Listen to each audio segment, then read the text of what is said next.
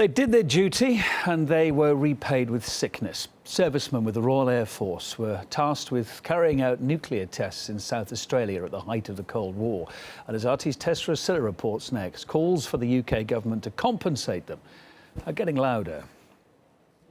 Jeff Lydiard was 17 when he joined the Royal Air Force and was eventually posted to Arsilla in South Australia. Nuclear tests were carried out there in the 50s with some publicity, but minor trials reportedly continued in secrecy until the 1960s. 1, 2, 3. We knew that every fortnight an aircraft flew in with a nuclear flask in it, which we unloaded and put onto a lorry, and it was taken away by the scientists. But we didn't know what they were doing with it. When he turned 50, illnesses he believes were caused by his exposure to radiation at Arsilla started manifesting.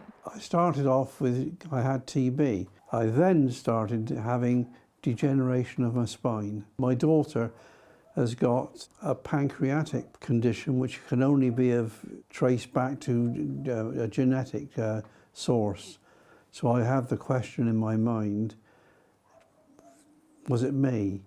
Was it because I was there? And many others are asking the same questions. Even before World War II, it was known that radiation was a hazard. The problem really is measuring it in a meaningful way. Very, very difficult indeed. Nevertheless, there is undoubtedly, I think, a tradition among the British authorities not to own up to any responsibility. These people were experimented on quite unethically, and it was disgraceful how those soldiers were treated. And they've long been asking the government for recognition and compensation.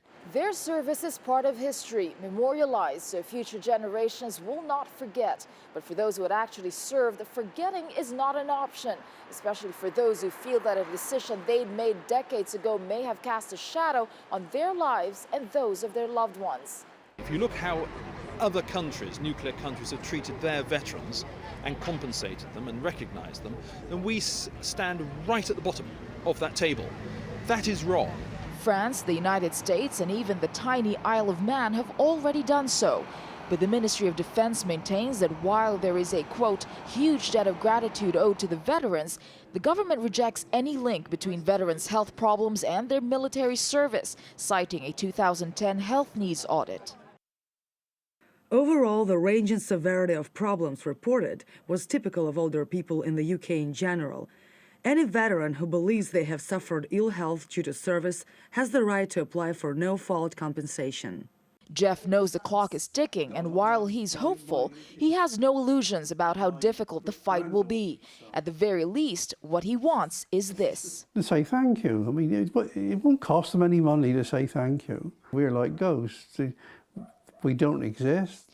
Tesa Arsilla, RT, London.